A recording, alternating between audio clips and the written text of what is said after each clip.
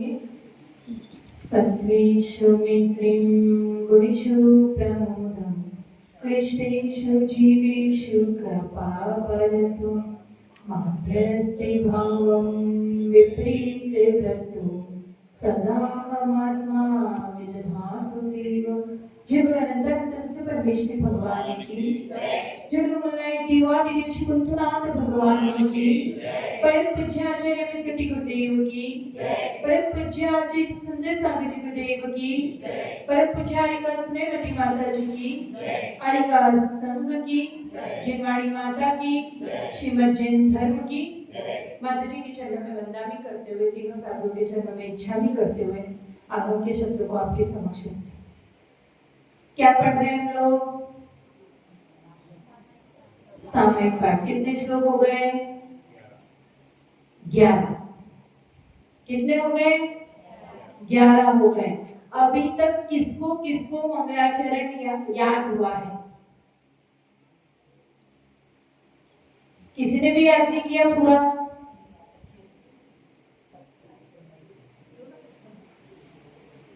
थोड़ा बहुत दिव्या को याद है और किसी को? तो आप लोगों से रिक्वेस्ट है कि अब मंगलाचरण को याद करना शुरू कर दो, क्योंकि माता जी ने एक बार कहा था, क्या कहा था कि पूरा सामायिक पाठ हो जाएगा और मंगलाचरण ही याद नहीं हुआ। कर्मकांड से रिलेटेड बोला था कि कर्मकांड हो जाएगा और मंगलाचरण याद नहीं हुआ तो किसी से कहोगे क्या पढ़ा? तो हमने ये पढ़ा, तो मंगलाचरण बोलना हमें आता, तो फिर क्या किया 4 महीने? तो इसीलिए रिक्वेस्ट है सब लोग मंगलाचरण चाहे रत्नकुंज श्रावकाचार्य का हो, चाहे गोमट सागर कांड का हो, चाहे मेरे सामायिक पाठ का हो, तीनों याद कर ले। तो अब बात चलते हैं 11वां नंबर का श्लोक अपन ने परसों के दिन किया, उसमें क्या सीखा था? बोधि समाधि परिणाम शुद्धि कि हे देवाधिदेव, आपने मुझे मेरे अज्ञान जनित भूल के लिए क्षमा कर दिया हो, तो मुझे बोधि की प्राप्ति हो, समाधि की प्राप्ति हो, परिणामों की विशुद्धि की प्राप्ति हो और उससे सौख्य की प्राप्ति मुझे हो। ऐसी प्रार्थना आचार्य विद्गति गुरुदेव ने परमात्मा से की थी। तो एक चीज रह गई थी कि जो समाधि धारण करता है उसको क्या फल मिलता है? जो संलेखना धारण करता है विधि पूर्वक, तो उसका फल क्या होता है? क्योंकि फल के बिना हम समाधि क्यों करें? फल तो जानना है। 3 से 6 भाव तक। अगर अपनी रत्नत्रय की पूर्णता हो जाएगी तो उसी भव से हमें साक्षात मोक्ष पद मिल जाएगा। लेकिन जब हमारे रत्नत्रय की पूर्णता में अगर कमी रह गई तो हमें क्या होगा? ज्यादा से ज्यादा अगर विधि पूर्वक संलेखना धारण की होगी तो ज्यादा से ज्यादा 7 से 8 भव में हमें मोक्ष की प्राप्ति हो जाएगी। तो ऐसे उत्कृष्ट समाधि को हम धारण करें। अब आगे चलते हैं तो शिष्य पूछता है कि गुरुदेव, मैंने सब कुछ कर लिया, मैंने परमात्मा से क्षमा मांग ली, मैंने व्यवहार सम्यक दर्शन अपना लिया, आपके कहने में मैंने जो चारित्र में दोष लगाए थे उसको भी प्रतिक्रमण के माध्यम से क्या कर दिया? शुद्ध कर दिया। फिर जो मैंने ज्ञान में दोष लगाए थे तो उसको भी मैंने क्षमा मांगकर शुद्ध कर दिया। तो ये तो बताओ कि वो परमात्मा है कैसा?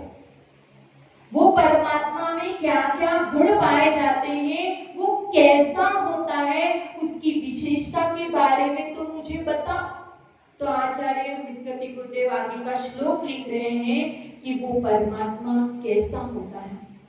यस्मैते सर्वमुनीन्द्रवृन्दे यस्तुते सर्वनरामरीन्द्रे योगीयते वेद पुराण शास्त्रे सदैव देवो हृदय ममाष्टा।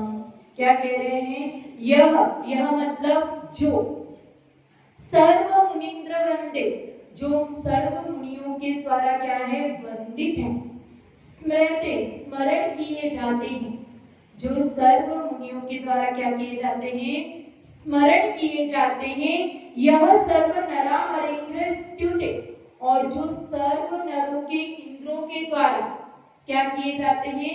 वंदित किए जाते हैं, स्तुति को प्राप्त होते हैं। और जिनकी महिमा वेदों में, पुराणों में और शास्त्रों में गाई जाती है, ऐसे वो देवाधिदेव मेरे हृदय में विराजमान हुए। कैसे हैं वो देवाधिदेव? कि जिनकी महिमा मुनियों के द्वारा गाई जाती है और जो नरों के इंद्रों से पूजित हैं और जिनकी महिमा वेदों में, पुराणों में और शास्त्रों में गाई जाती है, ऐसे वह देवाधिदेव हैं। श्रद्धा, श्रद्धा एक बहुत ही अच्छी महान उपलब्धि है, उसे मापा नहीं जा सकता। क्या श्रद्धा को कोई माप सकता है क्या? श्रद्धा को हम माप नहीं सकते हैं, लेकिन जो जिसके प्रति अपने मन में आस्था रखता है, श्रद्धा रखता है, वो क्या करता है? उसके समीप रहता है। जैसे चंद्रमा आकाश में उदित होता है, लेकिन उसकी चांदनी क्या होती है? जो पृथ्वी पर स्थित कमलियों को क्या कर देती है? कमलों को खिला देती है। जिस तरीके से सूरज आकाश में उगता है, लेकिन उसकी रश्मियां हर जगह फैलती है, उसकी किरणें हर जगह फैलती हैं, उसी तरीके से अगर परमात्मा कहीं दूर सिद्धालय में क्यों न विराजमान हो, लेकिन उसका गुणों, उसके गुणों का स्मरण मात्र क्या कर देता है? हमारी आत्मा को पवित्र कर देता है। तो यहाँ पर आचार्य परमेश्वरी हमें यही कह रहे हैं कि तुम उस परमात्मा को अपने हृदय में विराजमान करो। वो ऐसा नहीं कर रहे, कह रहे हैं क्या है? हम कहाँ पर बैठे हैं? कहाँ बैठे हैं हम? सामायिक में बैठे हैं। कहाँ बैठे हैं? सामायिक में बैठे हैं। हम चिंतन कर रहे हैं कि हमें कैसे कैसे करना है, तो हम चिंतन कर रहे हैं। वहां पे कह रहे हैं कि परमात्मा को हृदय में विराजित करो। आचार्य देव यहाँ पे माला जपने को नहीं कह रहे। क्यों? वो सामायिक में ये नहीं कह रहे कि तुम अरिहंत सिद्ध जपो। क्यों नहीं कह रहे? बताओगे भैया क्यों नहीं कह रहे? सामायिक में बैठ के माला जपो, हरिहंत नमोकार मंत्र जपो। क्यों परमात्मा को हृदय में उतारने की बात कर रहे? क्योंकि अगर अरिहंत सिद्ध जपते रहोगे तो आज तक हम जपते ही आए, लेकिन मन में उतरा नहीं है। सिर्फ रोटी रोटी जपने से भूख शांत नहीं होती है, सिर्फ पानी पानी बोलने से प्यास नहीं जाती है। उसी तरीके से सिर्फ अरिहंत सिद्ध जपने से, क्योंकि वो शब्द रट गए हैं। क्या हो गए हैं? रट गए। हमारा ध्यान कहीं पर भी होता है तो भी हम उसको रटते चले जाते हैं, तो वो रट गए, वो अंदर उतरा ही नहीं। तो हमें उसको क्या करना है? परमात्मा को प्रभु भक्ति से अपन को अपने हृदय में उस परमात्मा को विराजमान करना है।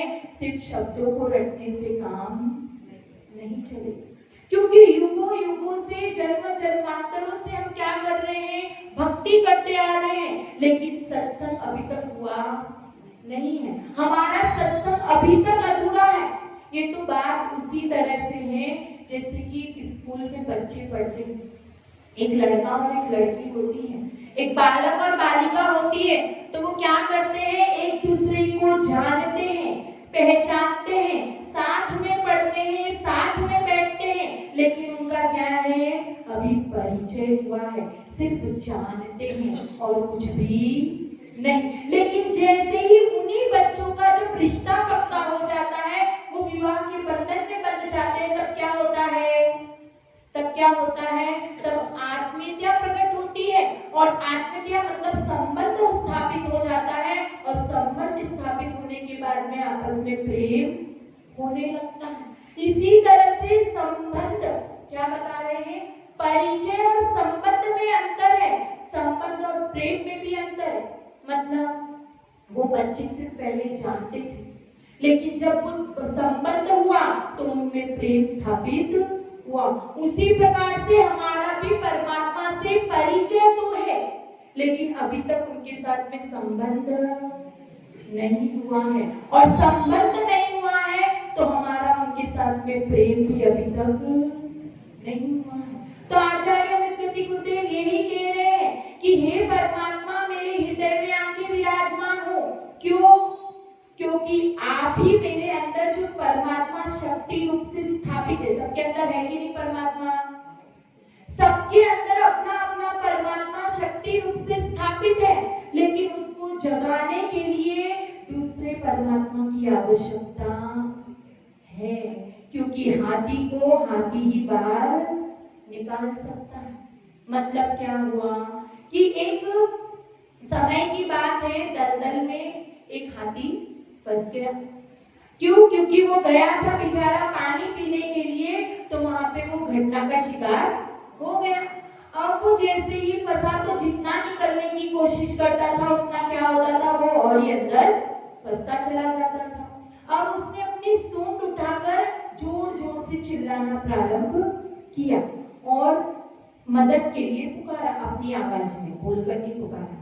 तो अपनी आवाज में उसने मदद के लिए पुकारा, तो क्या हुआ, उसकी आवाज सुनते हुए एक चूहा वहां पर आया। अब चूहे ने उसको ऐसी परिस्थिति में देखा तो उसने मदद करनी चाहिए, तो क्या किया, अपने बिल में गया, सुतली लाया और उसको पकड़ाया। लेकिन चूहा कहाँ और हाथी कहाँ, तो वो निकाल नहीं पाया। फिर उसका चिल्लाना फिर प्रारंभ हो गया हाथी का, तो वहां से खरगोश जा रहा था, वो आया और वो जाते जाते रुक गया। अब उसने देखा कि हाथी फंसा है, तो वो भी मदद के लिए तैयार हुआ। अब 2 जन हो गए, चूहा और खरगोश। अब दोनों निकालने का ट्राई कर रहे, लेकिन इन दोनों के सामने वो हाथी। अब क्या हुआ कि और कुत्ता निकल रहा था। अब कुत्ते को भी उसकी दशा देखकर दया आ गई, वो भी मदद के लिए तैयार हुआ।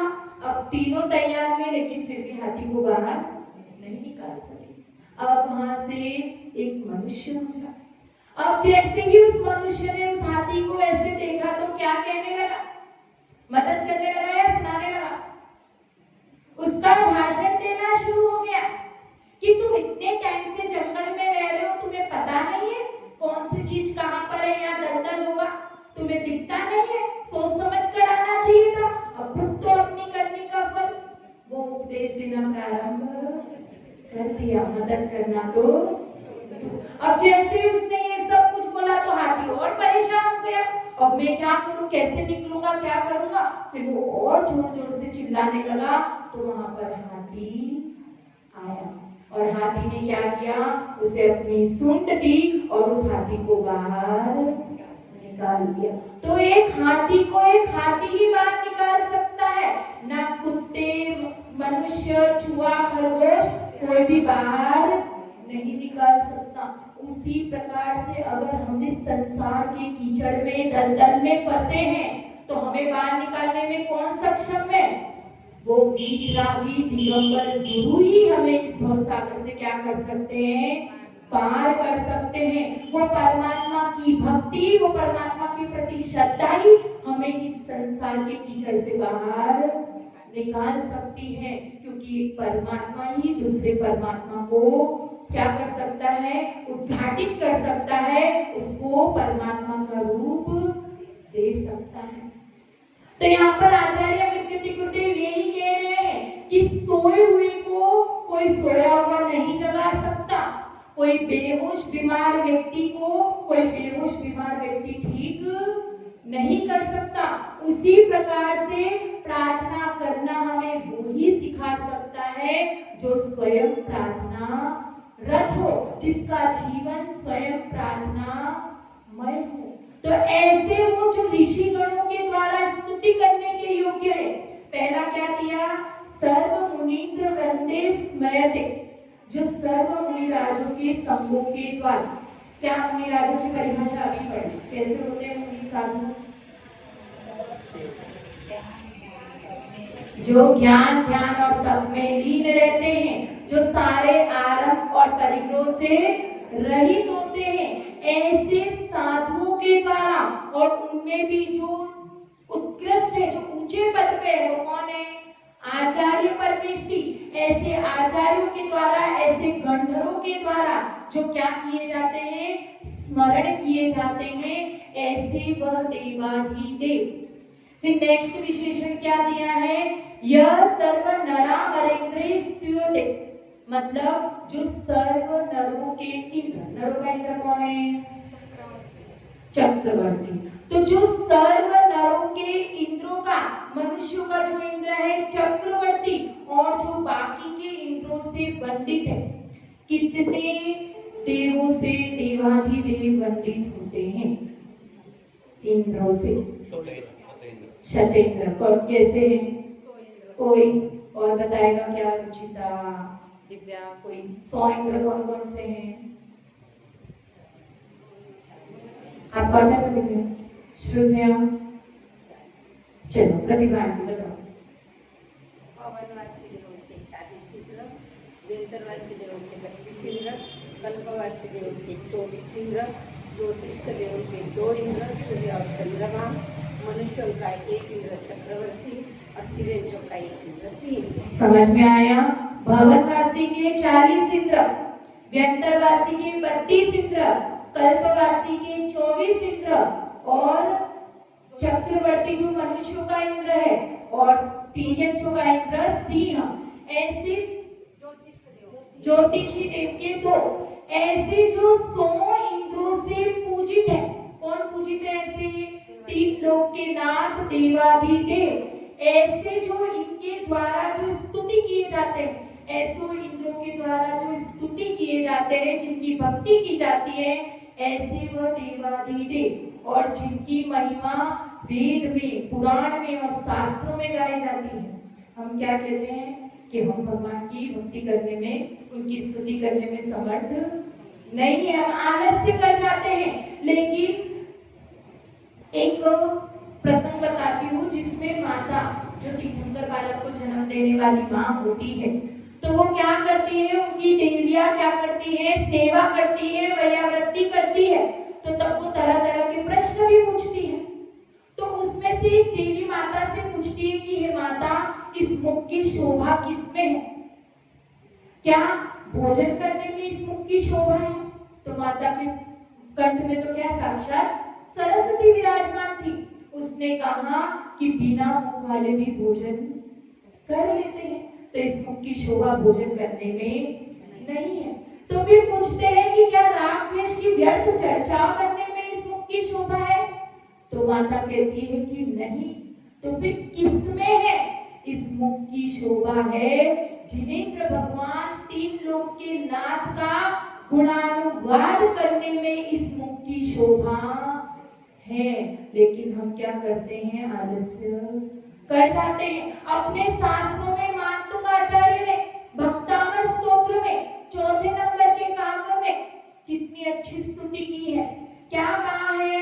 कल्पांत काल वाला जो है, टाइम नहीं है मैं वरना बोलती, तो क्या कहा है उसके भावार्थ पे जाते हैं कि आपके गुणों का बखान करने में स्वयं बृहस्पति भी विराज साक्षात क्या है, सक्षम नहीं है, समर्थ नहीं है। क्या कोई प्रलय काल है, बहुत समुद्र में तूफान आ रहा है, मगरमच्छ और घड़ियालों से वो क्या पूरा समुद्र भरा हुआ है, उसमें क्या कोई मनुष्य तैर सकता है क्या? उसको पार कर सकता है क्या? नहीं। उसी प्रकार से आपके विपुल अमल और शुभ गुणों की, विपुल मतलब जो अत्यधिक विशाल है, जो अमल मतलब मल से रहित है, जो शुभ गुण है, ऐसे गुणों को बखान करने में स्वयं बृहस्पति समर्थ नहीं है, तो मैं तुच्छ क्या समर्थ हो सकता हूँ। ये कहकर भी वो पूरे भक्तामर स्तोत्र में उनकी स्तुति करते हैं कि तो उनके ऐसे शास्त्रों में फिर एक ऐसा भी आता है कि मैं आपका, मेरा जब इस संसार में मैंने अगर बचपन से लेके अभी तक जो भी भक्ति की हो और उससे अगर आप प्रसन्न हुए हो, तो मेरा कंठ अवरुद्ध हो, तब आपके नामोच्चार के साथ में अवरुद्ध हूं, ऐसा पूज्यपाद स्वामी ने कहा है। तो जब ऐसी महिमा वेद और पुराण और शास्त्रों में गाई जाती है, ऐसे देवाधिदेव मेरे हृदय में विराजमान हो गए। अब आचार्य देव यहाँ पे परमात्मा को हृदय में क्यों विराजमान होने की बात कह रहे हैं? क्यों? क्योंकि अभी तक मैंने बहुत कुछ कर लिया, मैंने श्रद्धा धारण कर ली, मैंने क्षमा मांग ली, सब कुछ करने योग्य मेरे जो काम थे वो सब कुछ मैंने कर लिया है। अब जो कुछ भी है वो आपके हाथ में है, जो काम बचा है अब आपके करने के लिए बचा है, इसलिए आप मेरे हृदय में विराजमान हुए। क्योंकि कष्टी जो नाव होती है वो बीच किनारों पर भी डूबती हुई देखी जाती है। हम जब बीच मझधार में होते हैं, समुद्र के बीचों बीच होते हैं, तब क्या सोचते हैं? तब सावधान रहते हैं, चिंता करते हैं कि मुझे इससे बचना है, निकलना है, प्रयास करते हैं। लेकिन जैसे ही हमें किनारा दिखता है तो क्या होते हैं? निश्चित हो जाते हैं, अब तो किनारे पर आ ही गए हैं। लेकिन जब हम निश्चित होते हैं तभी हम डूब जाते हैं। मतलब क्या? कि जब तक हम दूसरे कुलों में थे, दूसरे धर्म में थे, तब तो हमने पूरा अपना 100% दिया, पूरी कोशिश की कि मैं इस मनुष्य भव को पाऊं, इस मनुष्य भव में भी मैं उच्च कुल में जन्म लूं, उच्च कुल में भी जैन धर्म में आऊं, और जैन धर्म में भी मैं मंदिर जाऊं, मैं श्रद्धावान बनूं। ये सारा प्रयास हमने किया। जब हम बीच मझधार में थे तो ये सब कुछ पा लिया। अब जैन धर्म पाकर हम किनारे पर लग गए हैं। अब क्या कर रहे हैं? अब किनारे पर आकर जो हमें प्रयास करना है उस तरफ हमारी दृष्टि नहीं है। और अगर हमारा ये मनुष्य भव चला गया, ये जैन धर्म हमसे चला गया, तो हमें दोबारा मिलने वाला, तो हमारी नाव यहीं पे किनारे पर खड़े हैं, यहीं पर क्या हो जाएगी? डूब जाएगी। तो इसीलिए आचार्य देव कह रहे हैं कि आप मेरे हृदय में विराजमान हो जाओ, क्योंकि मैंने अब किनारे पर तुम्हें लग गया हूं। अब मुझे इस किनारे से भी उबारो और भवसागर से पार करा। तो पूरे श्लोक में क्या समझा? कि जो नरों के इंद्रों के द्वारा, जो 100 इंद्रों से पूजित है, स्तुति किए जाते हैं, और जो मुनियों के द्वारा, आचार्यों के द्वारा, गंधर्वों के द्वारा स्मरण किए जाते हैं, और जिनकी महिमा वेदों में, पुराणों में और शास्त्रों में गाई जाती है, ऐसी वह देवादि देव मेरे हृदय में विराजमान होवे। जय बोलो आज ऐसी सुंदर सांगे जी देव की परम पूज्य का स्नेह